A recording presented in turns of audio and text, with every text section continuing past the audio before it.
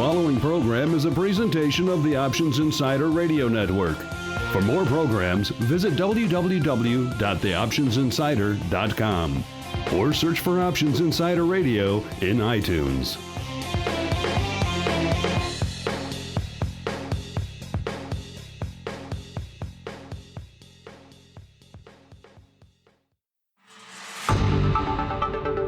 It's time for Volatility Views, the premier radio program for volatility traders.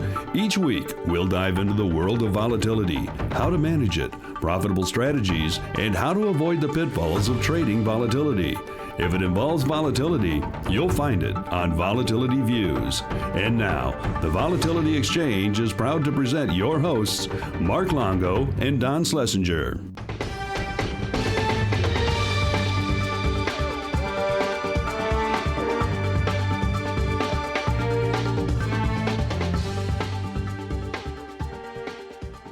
All right, that theme music means it's time once again for Volatility Views, your weekly glimpse into the world of volatility and volatility trading. My name is Mark Longo from the OptionsInsider.com as well as the old Options Insider Radio Network.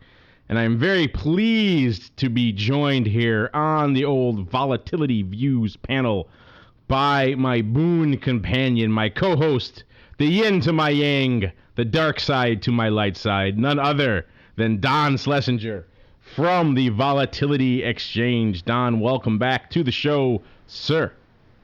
Thank you. Always great to be here. Looking forward to today's discussion. Now, put away that red lightsaber, sir. We don't allow any of that dark side stuff here on the show. You have to save it for later. That was a joke. That was a joke for the Star Wars fans out there. All 6 of them. And also joining us on the old program today is a returning regular, a stand-in, if you will, but not a stand-in to us because he does a very, very, very good job here on the old Vol Views panel. Some of you listeners to the Options Insider Radio Network may recognize his voice. He is none other than Mr. Lobster himself, good old Andrew Giovinazzi from OptionPit.com. Andrew, welcome back to the show. It has been too long.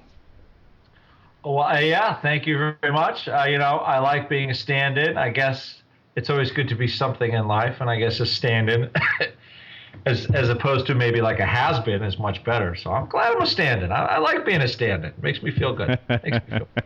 Always good to know our places in life, sir, and that's it's a good thing. But how are things in the great state of Maine? Sunny, beautiful. We'll be hitting some golf balls this afternoon, holding down the option pit fort. So things are pretty good. Of course, watching the volatility have a big reversal today, a down then up. So a couple things to watch. A few things to talk about today, I think. And so with that, we shall dive right into the Volatility Review. It's time for the Volatility Review. All right, and welcome to the old Volatility Review. You guys know how this part works by now. This is, of course, where we break down the week's worth of volatility action. And as Andrew mentioned, we've actually had some vol action this week to speak of.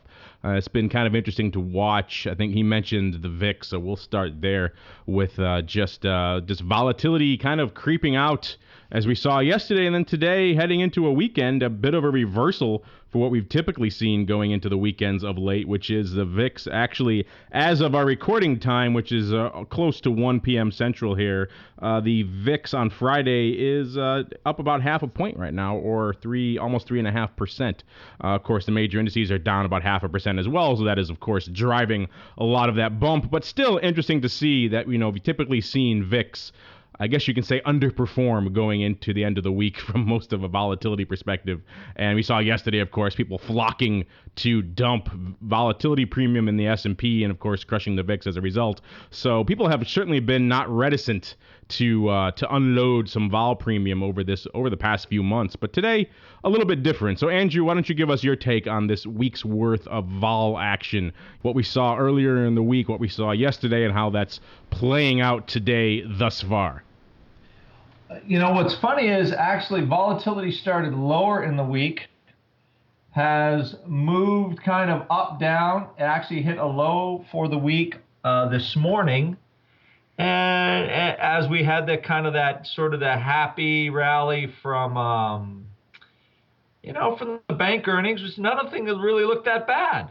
And I just kind of get this feeling that just nobody wants to buy anything anymore. It's so what's funny is actually the VIX futures actually came in a bit this week, but so we've had kind of like a really flat week for volatility. If we close here, actually the VIX is going to close slightly up for the week from around 15.1 to 16. So the volatility's gained like one full handle.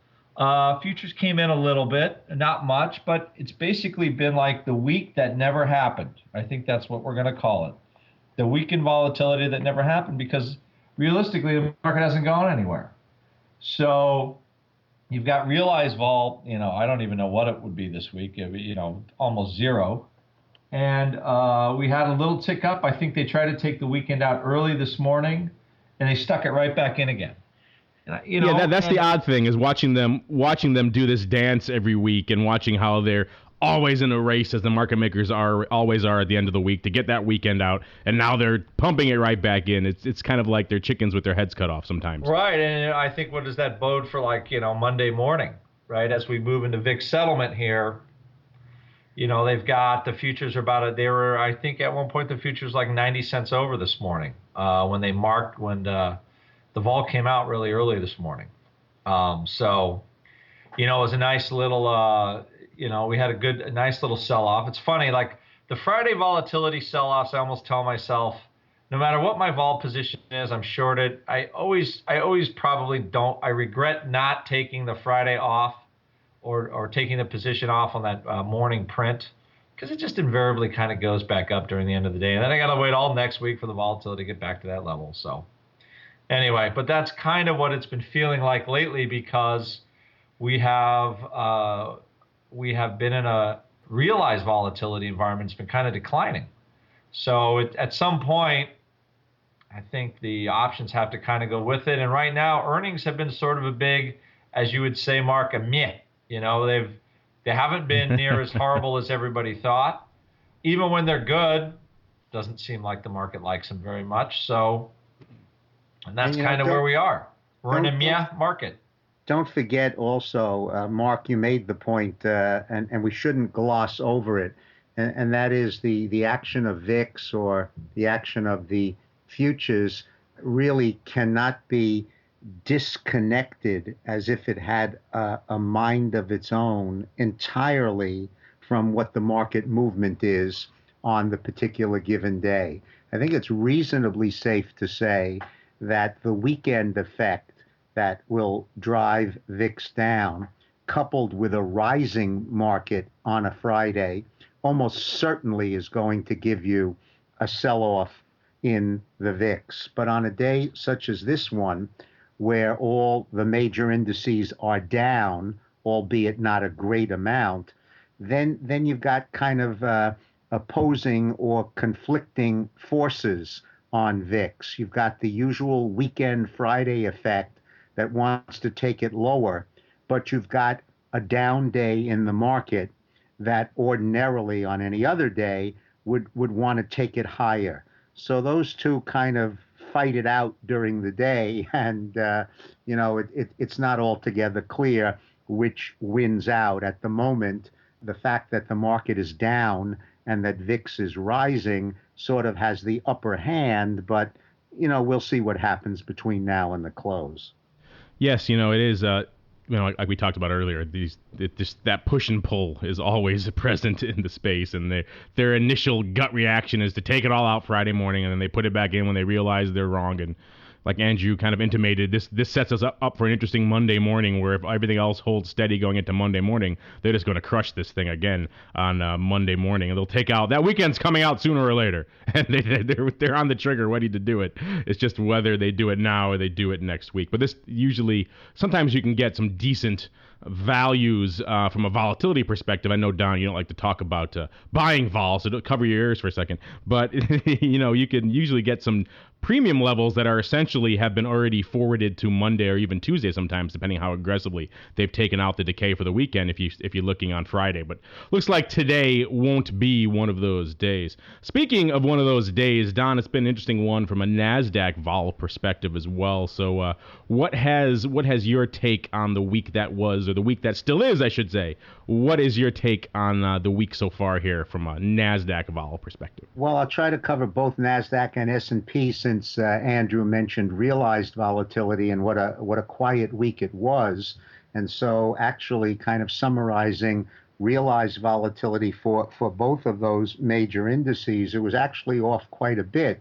When we get down to these very low levels, you're not going to talk about, 4 or 5 percentage points, but you can talk about the percentage drop off in actual or realized volatility, and it was substantial in both. Last week we were up in the mid 11 handle for the S&P and the high 13s, close to 14 for NASDAQ.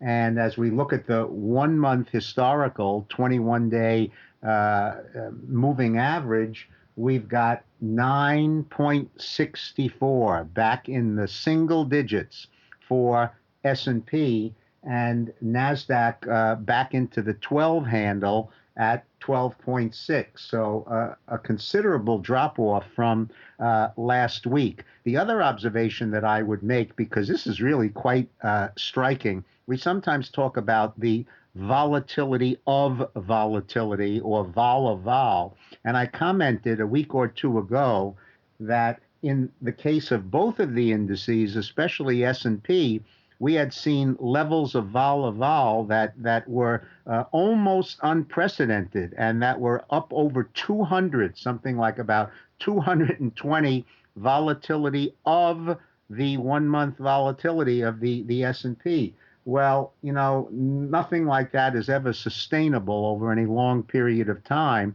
And we're actually now looking at vol of vol at 101 for S&P, and all the way down to 80 for NASDAQ.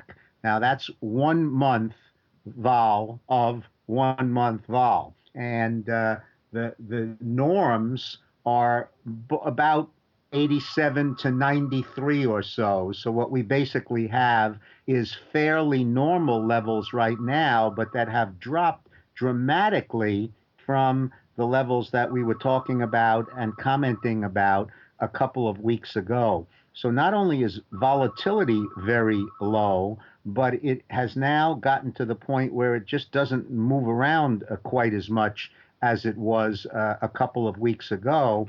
And the volatility of volatility itself is more or less in the normal range right now. Seems like everyone is sitting back and waiting for that other shoe to drop. Of course, we still have all these potential developments coming out of Europe, as well as we're at the beginning, the front end of earnings season. Everyone's expecting a very dire earnings season. Of course, that also positions us very nicely for an upside surprise in a few of these. So people are probably keeping their powder dry ahead of that, perhaps to get a better handle on how this earnings season is going to play out before they really start putting on big positions. So not surprisingly that things are settling off a wee bit going into this part of the year. But interesting one nonetheless, a lot of fun stuff to talk about. And also, I know a lot of you listeners out there have been sending in some really great discussion topics. We, of course, want to thank all of you for doing that. And I think perhaps with that, we'll break open the old mailbag for this week and listen to what you guys have to say. Listener mail. Listeners write in. Mailbox. All right, and welcome to the old Volatility Mailbag, a.k.a. the listener mail segment. This is where you, the much valued listener, gets your chance to sound off on the old show. If you'd like to join the rest of our contributors here on the old show, then you can do it in a number of ways. You can surf on over to theoptionsinsider.com. We have that brand spanking new comment system. You can post comments on any of the articles there that are relevant to this show, and we'll see them and filter them through for the show. You can also DM or tweet at us. We're on Twitter, just at Options, or you can also find us on Facebook. Just search for Options Insider, or of course you can just do it the old-fashioned way and send us an email, questions at theoptionsinsider.com, and then you too can be like our listeners here. Starting off in the old mailbag today, Don, this one's aimed squarely at you. This is a tweet from Thimster, I don't know how you pronounce this handle. This is what I love about Twitter. The handles are so nonsensical. But at Thimster, he says, did Don start off as a vol seller, or did he have a few losing long vol trades first that finally turned him to the dark side? So Don, I think it's time that you gave us your origin story here. How did you become such a inveterate vol seller, premium seller? I was born. They slapped me, and I screamed, "Sell it!" That was it. That's all it took. I knew it. He was born that way. I was somewhat precocious to have said it so early, but okay. So here's the truth, and here's the scoop. Some early listeners, we haven't discussed it in a while, but some early listeners of the show know that I have quite an extensive background in the mathematics of casino gaming and a specialty in blackjack, and have a website and have been on the scene there for over 35 years and have a book. So I'm fairly well versed with statistics and probability and what it means to have a long-term mathematical advantage, such as casinos have in most casino games over the patrons. And so it was with that kind of a mindset that I was brought into Wall Street and options trading when I left my position as a teacher, and I began the upstairs operation that we had for some time, for a little less than a year, before I eventually made my way to Morgan Stanley. And the person who hired me was himself a premium seller. He preferred that approach to options trading, and some people have heard me say, kind of shamelessly stolen from him about options, that they die a little every day. And that was his mantra. And so, I looked into that, and it seemed reasonably appealing to me that with all of the Greeks, delta, gamma, vega or kappa, rho, with all of the exposures, every day they can go up or they can go down, depending on what happens with the underlying. But there was one inexorable Greek that never, changed, and that was that they die a little every day, and that was theta. And so it always seemed to me that the options buyer was like a salmon swimming upstream, and basically, might get there, might prevail, but there was one eternal truth, and that was, if you own an option, you go to sleep at night. If you're fortunate enough to wake up the next morning, the option's worth less than it was when you went to sleep.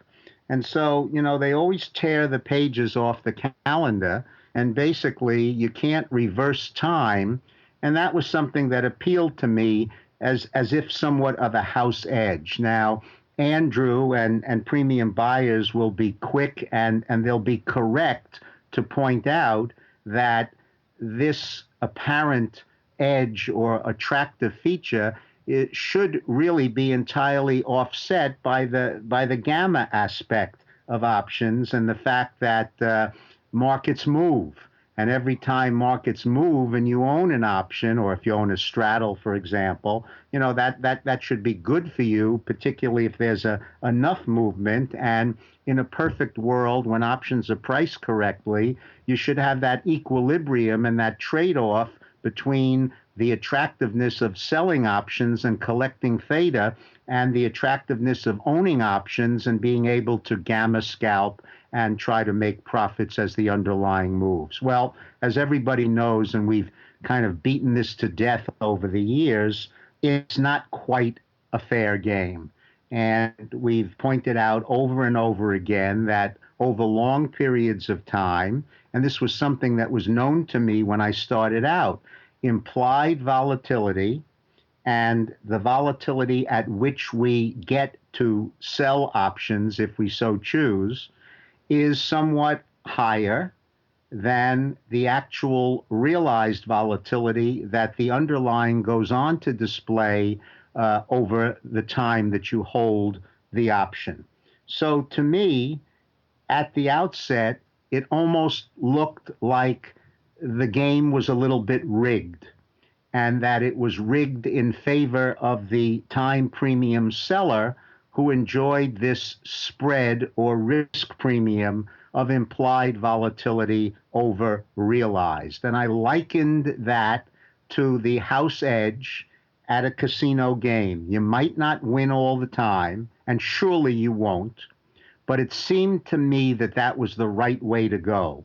And it seemed to me that if you did this day in and day out over long periods of time, that you ought to come out ahead. And so I just decided that that would be my style of trading. And over the years, I had a great deal of success with it. So there was very little that changed my mind to do anything than to continue along the lines of what I was fortunate enough to be successful with. It was good timing on your part. And so just to clarify then, you essentially came out of the womb this way, and then that is just, there's been no hope for you ever since. I would say that's a fair evaluation. I think I actually did try buying something about 5 years into my 10 years on the trading desk, and predictably it lost, without any question at all. And so I decided maybe 5 years again I'd do it once more, but I don't remember if I did or not. That should be an annual every 5-year event for you. Your 5-year buy. You pick one straddle, one long call that you really like, and you try your luck with it. Roll those dice. And he rolls the dice. Just seems so intuitive to me. Well, would you like to pay me money, or would you like me to pay you money and put it in your pocket? Seemed like a fairly simple answer to that. I like it. My thing with that is, if I think the realized vol is dropping, I'll sell options. But if I think the realized vol is going up, I either slow down the selling or I start to think of, is there anything worth buying? So I don't disagree with Donna there. I like that little extra. I unfortunately had the mistake early in my life to buy some options at really low vols, and then things exploded. So I'm like, oh, okay, this could work. Now, the good thing is right after I did that, I bought some options and then got totally taken to the woodshed. Right after the Gulf War, the first one. This dates myself a little bit. But watch the volatility. I think the volatility went down, like AT&T went to like 8. You know what, Andrew? It's really and got destroyed fast. You know what's really funny, Andrew? It brings back a memory that I guess I've blocked out of my mind, but I'll fess up to it now, and that is years and years, but I'm talking a really long time, because I had two major careers in my life. I taught, and then I moved on to Wall Street. And during my teaching years, but quite a long time before I ever came to Wall Street and ever knew anything about options whatsoever, I was involved, with casino gaming. And when they opened up all the casinos in Atlantic City beginning in 1978, all of these publicly traded companies, Resorts International, Bally's, Caesars World, all had not only their stock, but options. And it just seemed to me that this was going to be a booming industry, and that this was going to be a huge success at the outset in Atlantic City. And I can remember that knowing very little about options, except for the fact that if you bought a call and the underlying went up enough, you might make some money. I actually dabbled for my own personal account, and way before I was on Wall Street, in buying call options on Resorts and Bally's and Caesars World. And I only wish that I had the capital at that time, which I didn't as a poor teacher, to have not bought 1 and 2 and 5 lots of these things, but 100 and 200 and 500 lots of these things, because I would have been a multi-millionaire. The truth comes out. Buying these call options, Andrew, was just like shooting fish in a barrel. I can remember, listeners can go look it up, but you'll trust me. Caesar's World, which was the parent company for Caesar's Palace and Caesar's of New Jersey and Atlantic City, opened to the public at like $10 a share, and within almost no time, it was at 110. We're talking about the stock now. And resorts, I don't know how many times, double, quadruple, quintuple, Bally's. And there were options on all of these. All you had to do was buy a call option, wait a couple of weeks or a couple of months, and you made 5, 10 times your money. It was an extraordinary period. You're right, Andrew. I think the truth did just come out there. I think he saw that trade. He didn't make as much as he wanted. So his entire rest of his career, all of the vol selling has been spiked. It's been a revenge trade against that first trade. He's like, if I didn't make it all buying, damn it, I'm going to make it selling. And you would wonder with the amount of multiple of money that could have and would have been made there. And I did all right, but I wish they weren't 5 lots. That it might have set me on a different path. But I think more once I started studying the math a little bit more, I obviously came to a different conclusion. It is funny how everyone has that same point of entree to the options market. Everyone pretty much buys a call. That's 99.9% of the time. Sure. That's how everybody first. I think my first options trade was in the crazy .com booms of the mid 90s or so, and I think it was Microsoft. And I had the same experience Andrew did. I tripled my money in a couple of days, and I was like, wow, this is the best thing ever. And that lured me before I knew anything about Greeks, before all that kind of stuff. And then I got on the floor and started doing it professionally, and I realized, wow, this is a different game than I thought. But everyone has that initial luster that eventually probably dims and fades somewhat as they realize the truth behind the long premium trade. All right, next up, Andrew. This one looks like it's right for you guys, because I know you guys like to espouse this theory quite a bit. We have a tweet from another crazy one, XZeton. He says, do you guys subscribe to the notion that the market is fully hedged with the VIX, which is why VIX is underperforming? And I'm assuming he's referring to that notion that everyone out there, or not everyone, but a substantial portion of the people in the know, the people who are sophisticated enough to understand about these products and manage significant amounts of money, have already put on their hedges, whether it is, if you're a direct hedger, it's an S&P put spread, or whether you're a more indirect hedger and it's a VIX call spread or something like that. And so that is the reason why we've seen kind of stagnation with VIX right now, and even perhaps an underperformance in VIX of late. Andrew, do you subscribe to that? I think I like the idea of it, right? Where people can buy a bunch of options. That kind of the fast money is buying options, and they hedge, right? I'm going to go long stock. I'm going to buy some options, and they try to create Don will collapse, but they're trying to create some kind of synthetic call or something like that. But that gives them a lot of downside zing if the market tanks.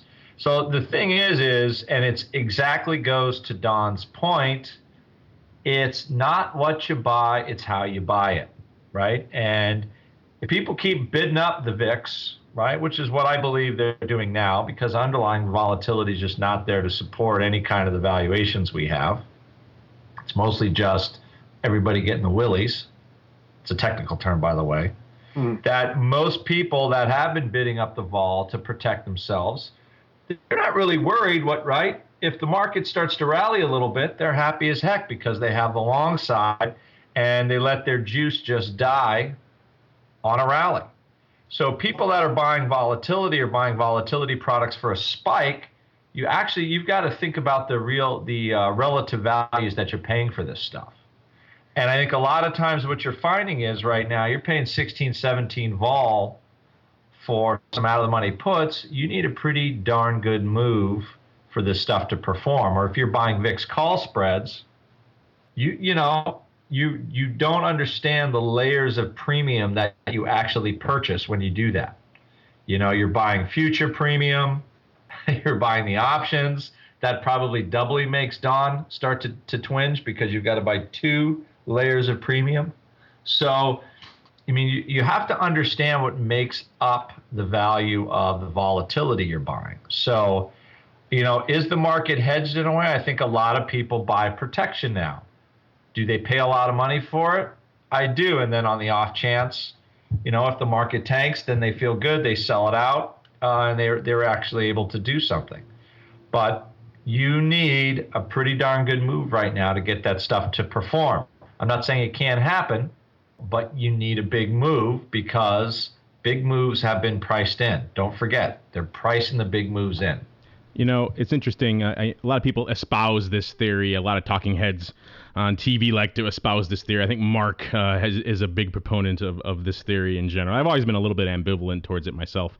I think for a lot of the reasons you just laid out, people are overpaying a lot of other things, and also just the fact that I think we're still in such early days of the adoption of these products across the board. So to say that the bulk of any portion of the market is hedged in any capacity, whether it's with a volatility product or within let's say a more direct S&P put spread or puts or anything like that, that's such a small percentage of the market. Given everything I've seen recently at my forays at different mainstream advisor events and talking to these audiences and the mainstream money managers and realizing what an infinitesimal fraction of that audience who should know this stuff really has no clue. It really makes me think that this theory, it sounds nice, but I think in reality, it's just the penetration is far too small for it to really have the profound effect that they're ascribing to it here of, everyone is fully hedged and so they're happy, and that's why we're seeing things essentially languish somewhat. Interesting idea. Who knows, it might come to pass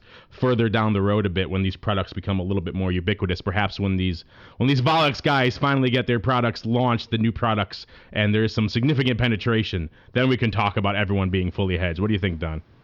Well, I think it's interesting because the way the question reads is, the market is fully hedged with VIX. He hasn't said with options. I assume he means, using the VIX futures in some way as a hedge. And then why is VIX underperforming? Well, again, VIX is an index. Maybe he means the futures that you're buying. And by underperforming, again, that's somewhat of a relative term. I don't know if underperforming means that the futures aren't keeping up with the VIX index, or just that everything in general is falling these days. That, if you buy VIX futures, or if you had some way to replicate the index, they're all going lower. Well, the market's been going higher, and I don't care what anybody says, and people want to argue this ad nauseum that, options and VIX may have a mind of their own. But the fact of the matter is that if the market is going to continue to go up, VIX is going to continue to fall. And we have levels now that reflect levels where simply the indices are so much higher for the year that this inverse correlation has driven VIX lower. There's a second layer of it, though, that's interesting, and that is actually the steepness of the skew, because most people know that again, it's not like there's a VIX. There are options. When you crunch the numbers of the options, and the options produce VIX, and then the VIX index produces traders of the VIX futures. But first and foremost, there are options. There's no such thing as a VIX without options. And so with the indices, at least, we have a skew where the below the market options trade at higher implied volatilities than the above the market options. And that skew moves around in its slope, in its steepness. And so you have a kind of a double whammy, because in times of complacency and when the market is rising, we tend to see that the skew can kind of dampen and be less steep than it is in times when there's great concern and where people need to buy those out-of-the-money puts. And because of the mathematical formula and the way VIX is constructed, those out-of-the-money puts carry more weight in the actual numerical calculation of the index than do the out-of-the-money calls. And as a result, when the skew flattens, that has a negative effect on VIX's price. So I think you're probably seeing a combination of both of these effects, a rising market, a flattening skew, which is kind of keeping VIX at what looks like low levels to people who've never seen single-digit volatility before, but, historically close to what the norm for S&P volatility has been, over the last 100 years or so. That was an excellent explanation by Don, by the way, about understanding relative value, which of course is what Option Pit is founded on, as I plug shamelessly our service for teaching people how to look at option pricing. You have to do your duty, sir. Every once in a while. All right, next up here in the old mailbag, we have an email from Sid K coming out of the hotbed of activity known as Des Moines, Iowa. And he writes, does Volex have any plans to launch any realized volatility products on commodities such as ags, metals, etc.? Thanks, and keep up the great work. So, Don, you are solely equipped here to answer that question. Is that on the horizon? Or are you guys so transfixed with getting the current NASDAQ stuff up and running that that's just too far down the road? Well, it may be somewhat down the road, and even the launch of the vol contracts on equity indices. If somebody had told me 9 months or a year ago that it might take so long to get these to the marketplace, I would have been surprised. It's just the nature of the game and how the exchanges and the banks and everybody evolve, and that is a lot slower than might have been to our liking. But the very short answer to the question is absolutely. We are committed at the Volatility Exchange to bringing out vol contracts, options, ETPs, and all products on any and all underlyings that the public will show any interest or appetite in trading. So it's not always easy to discern exactly where that interest may lie, but we are absolutely committed to offering to the public exchange-traded, transparent, listed vol contract futures, options on those futures, ETPs on those contracts for any underlying where the public will show interest in trading. There you go. You heard it here straight from the horse's mouth. So keep an eye out here, Sid, for some upcoming products perhaps down the road from the Volex boys on all of your favorite underlying instruments. And now, next up, here's an interesting one, is a tweet from Duncan6, and he writes, what do you guys think about Apple call verticals here? Does Apple skew make buying them more attractive going into earnings? And you'll recall we've talked on this show and a number of other shows on our network here about volatility skew and the different products that exhibit different types of volatility skew. One of our favorite examples for the name that's kind of bucking the trend from an investment skew perspective, frequently has been at least, is Apple. And, typically what we've talked about a number of times with investment skew is, of course, the upside call wing is depressed and the puts are bid up due to all the call writing and put buying that goes on in those products. And what we see with Apple is it exhibits this weird quirk typically around this time of year, which is earnings time, where the for whatever reason, some will say the zealots piling in and paying inflated levels or whatever the case may be, but people pile in to really bid up the call skew to surprising levels. And what that does is sets up interesting opportunities from a vertical spread perspective. You can trade verticals, call verticals, and things on Apple at levels that you probably couldn't get in other big liquid underlyings like this. And in fact, you have good timing, Duncan, because Andrew, you might remember on yesterday's show, we were talking about Apple on the option block, and we discussed this exact topic as well. And we talked about Because Apple right now, actually, as we're recording, listeners, Apple hovering right around 630, which is about where it was yesterday. And we were talking about people who are concerned about Apple, who have it right now, who've been writing it down from 700 or so, and are concerned perhaps around the 600 level that there are some great collars, aka bearish risk reversals you could put on here. Like we illuminated the Nove 600, 650, and you can put that on for about a $2 credit. I just pulled it up as we were preparing the show here, and Apple is about the same level it was trading yesterday. And you'll be surprised to know you can still put that on for about a $1.85 to $2 credit, which is, of course, buying put, selling call. And that's an unusual thing. And that speaks, I think, to that level of love and adoration that still maintains the juice level in these upside verticals. I mean, can you think of another big liquid name like this, Andrew, off the top of your head, where you could leg into verticals that are at attractive levels as this? I mean, you can't really do this. Maybe sometimes in Google, but not really. Yeah, even those Priceline, all those other ones still. The only ones that really come to mind is maybe like a biotech that was going to be my example too. A little garbage $8 biotech that's poised for an upgrade or something, or a buyout. That's about it. And what's funny is to fully circle back our conversation today. Don on a teacher salary buying 1, 2, and 3 lots. What do you buy? You don't buy the at the money option that has all the gamut in it. You go buy the out of the money stuff that's $50 out of the money because you can afford it. And if you have enough 1 and 2 and 5 lots that keep hitting the liquidity like that,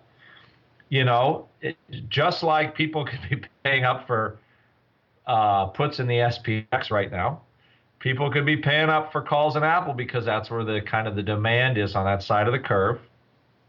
Don, of course, is on the other side, happy to sell everybody all the overvalued stuff all the time. And that's what you get. I mean, this is a reflection of really kind of what's going on. And Apple right now, because it has, much like, Bally's and all those other stocks where you have these great runs with Apple. I mean, when it's on a run this year, it has like $50, $70 runs.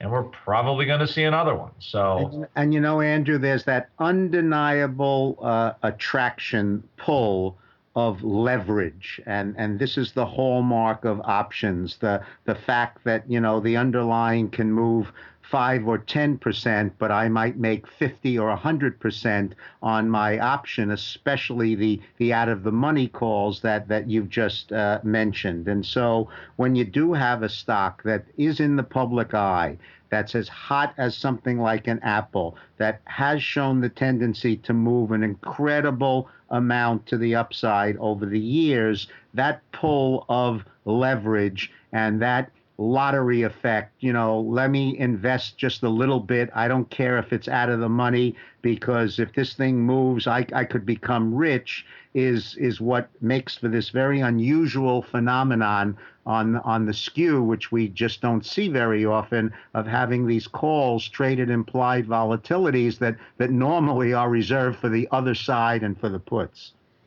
Exactly. I agree. Long way around. Oh, go ahead, Andrew.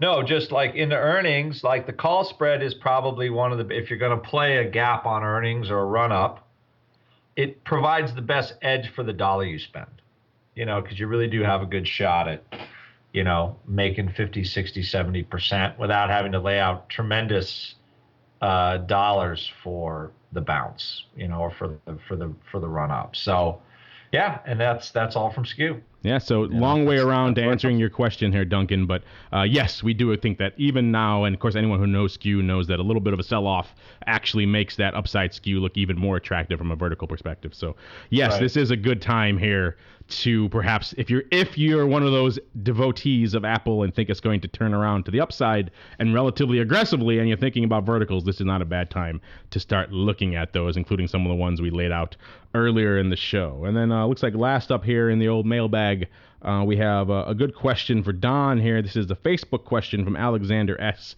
He writes, why is NASDAQ historically a more volatile index than the S&P 500? Is it simply because it contains more tech stocks, so that generates more volatility than large Fortune 100 type stocks?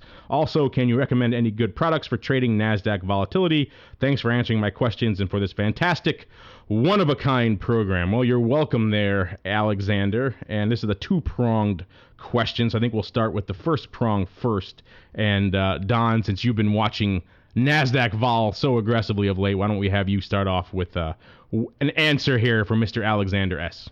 Well, I think the question might be perhaps more historical in nature than just NASDAQ volatility today, because if anything, it's rather kind of apparent that despite the presence of Apple and despite its inclusion in NASDAQ and what it might contribute to NASDAQ volatility, that from historical levels, we have NASDAQ relative to the S&P a heck of a lot closer in realized volatility than it has been historically. I think if you go back a very long time, and I mentioned it earlier, you'll probably find that the very long-term historical or realized volatility of the S&P is about 15 to 16% annualized.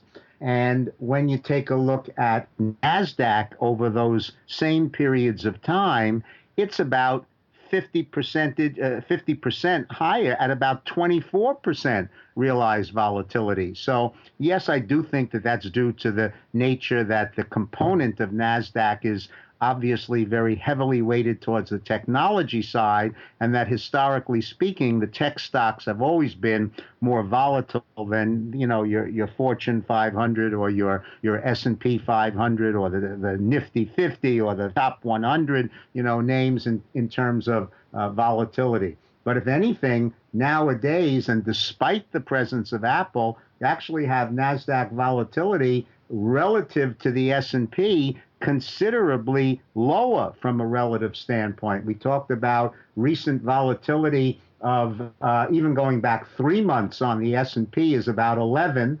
3-month NASDAQ volatility is about 13.5. So they're much closer these days than has been the historical norm for the relationship of these two indices.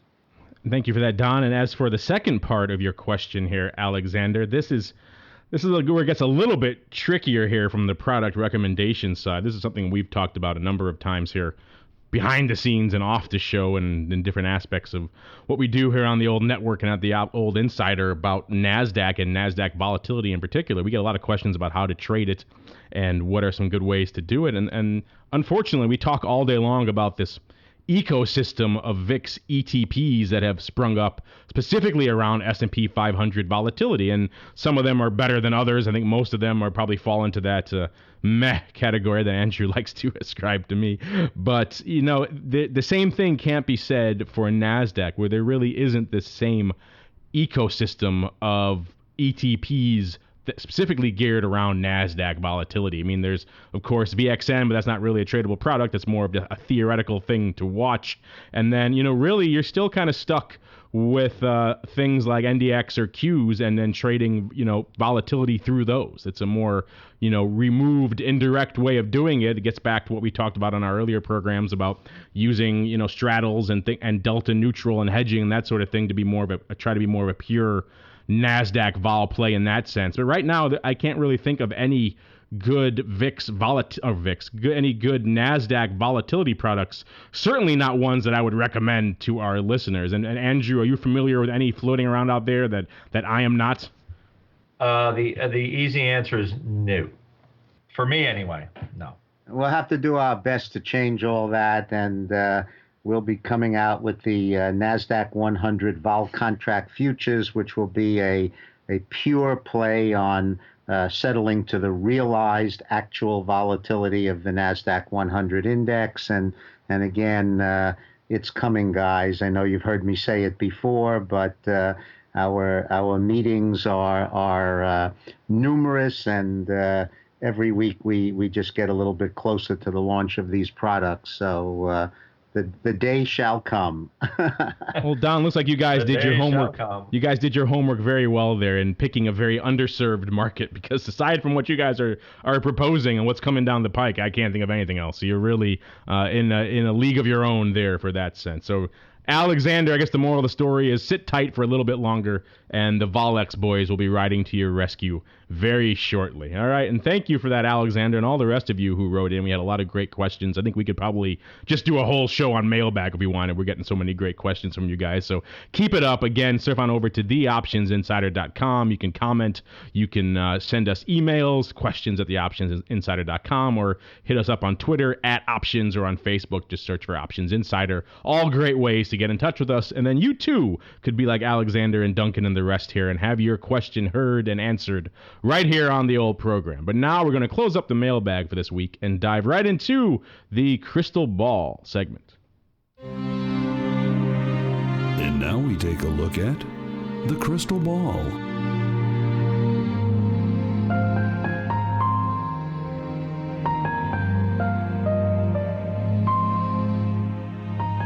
All right, and that haunting melody means we're getting close to the end of the show, but there's still one segment left, and that is, of course, the crystal ball, where we attempt to peer into the future and attempt to divine what the volatility gods hold in store for us for the coming week. Andrew, since you are the guest, I shall give you pride of place here on the old crystal ball. Tell us what your crystal ball holds in store for the future of S&P 500 volatility, aka the VIX. Yeah, I say we will revisit the lows of today by early next week for the VIX. So probably around 15, 14 and a half, something like that.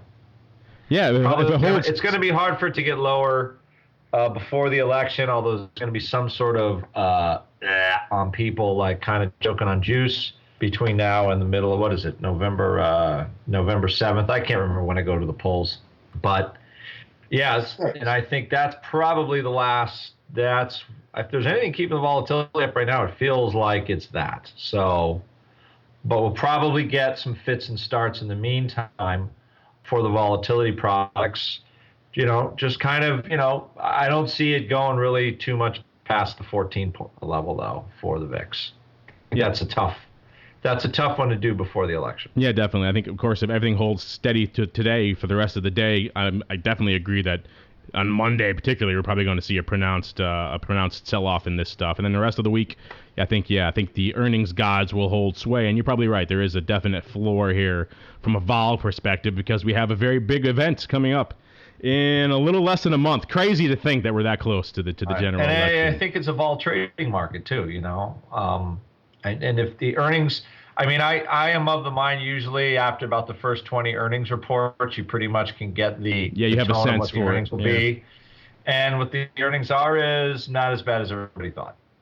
And it'll just, and it will just take a while for that to sink in. So I'm kind of trying to position actually most stuff at the end of the year. So, but all of a sudden everybody turns around and go, well, we don't own enough stock.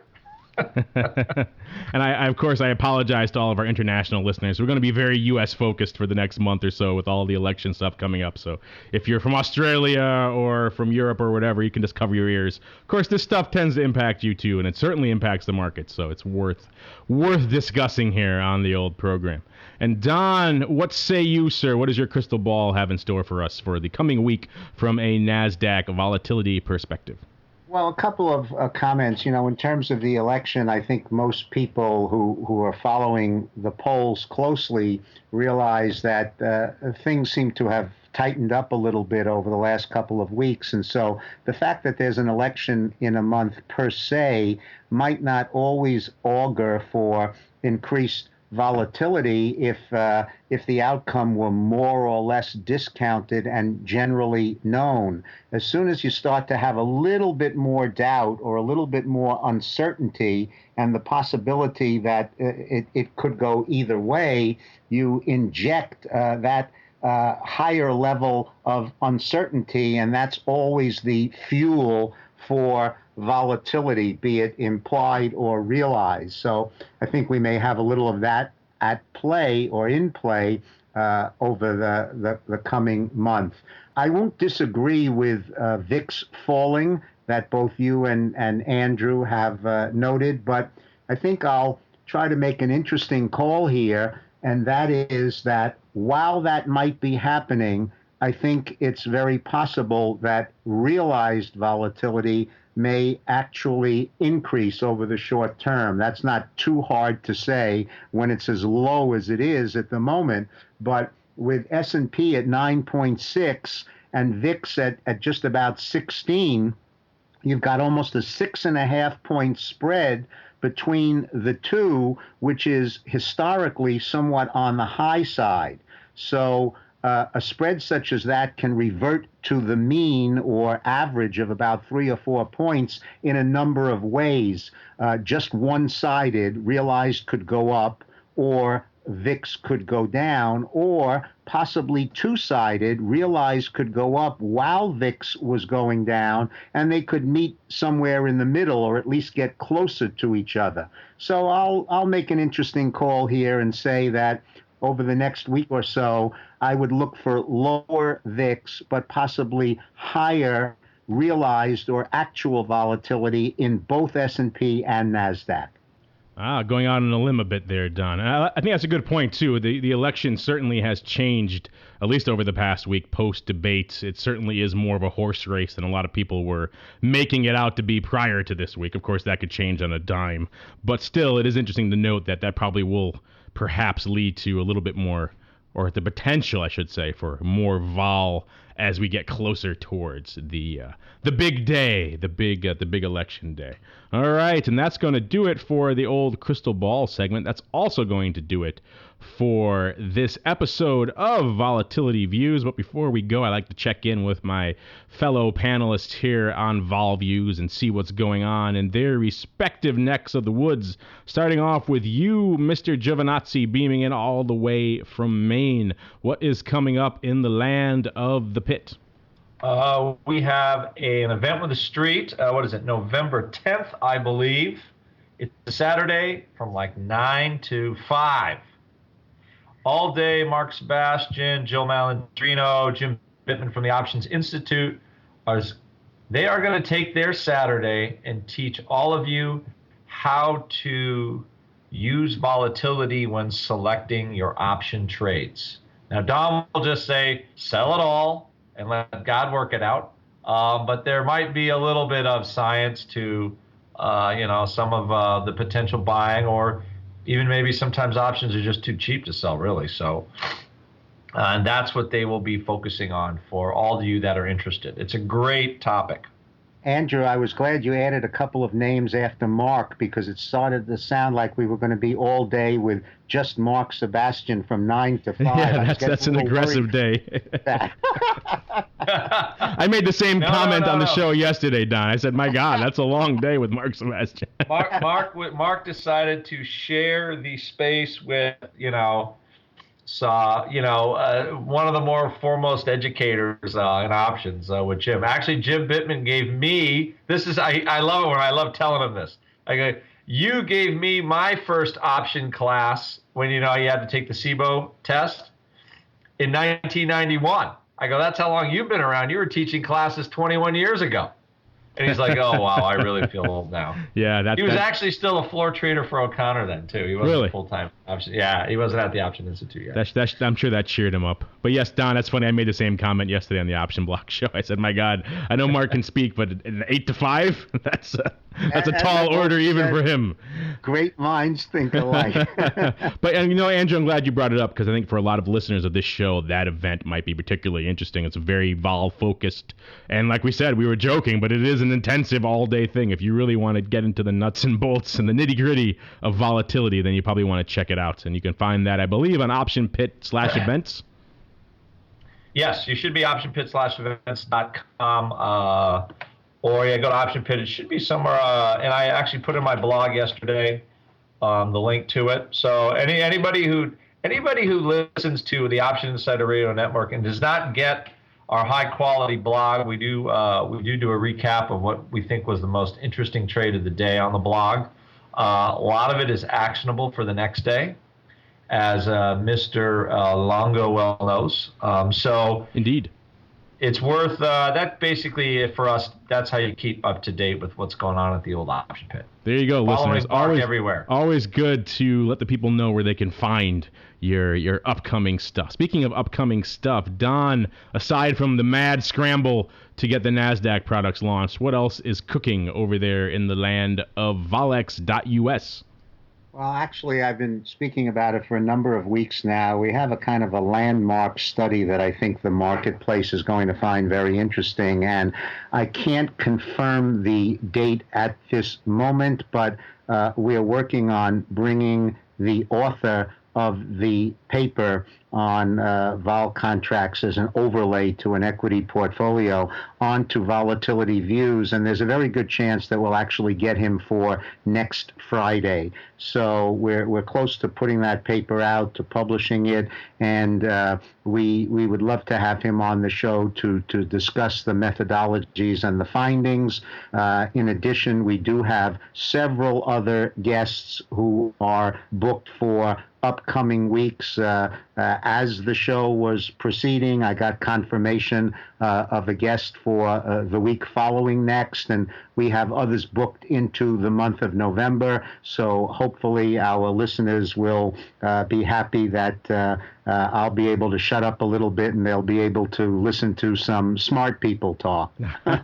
Don, you sell yourself short, sir. But yes, the guest train is rolling on into the station again. So listeners, stay tuned for that. I know we're well known on this show here for having some great guests, and we're going to continue that going into the coming months. But unfortunately, you'll have to wait a little while, at least until our next episode for that. So unfortunately, that's going to do it for this episode of Volatility Views. But all of us here on the old Vol Views panel want to thank all of you out there in the listening audience, especially all of you who wrote in and asked such great questions. And we'll see you next week right here on Volatility Views.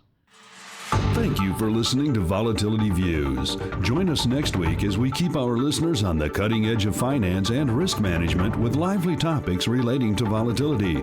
Volatility Views is brought to you by the Volatility Exchange. If you'd like to learn more about vol contracts, please visit www.volx.us. If you'd like to submit a question for the hosts, then surf over to www.theoptionsinsider.com/forum and post your question in the Volatility Views forum. Questions can also be submitted via email at questions@theoptionsinsider.com or via Twitter at twitter.com/options and twitter.com/volx_info. Facebook users can submit their feedback via the Options Insider and Volatility Exchange Facebook pages.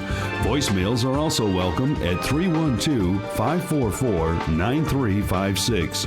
Thanks again for listening, and we'll see you next time on Volatility Views. The views expressed on this program are not intended as investment advice and do not constitute an offer to sell or a solicitation of an offer to buy any securities or other financial instruments and may not be relied upon in connection with the purchase or sale of any security or other financial instrument. The opinions presented on this program represent those of the speakers and do not reflect the views of either the Options Insider Incorporated or the Volex Group Corporation. The preceding program was a presentation of the Options Insider Radio Network. For more programs, visit www.theoptionsinsider.com/radio or search for Options Insider Radio in iTunes.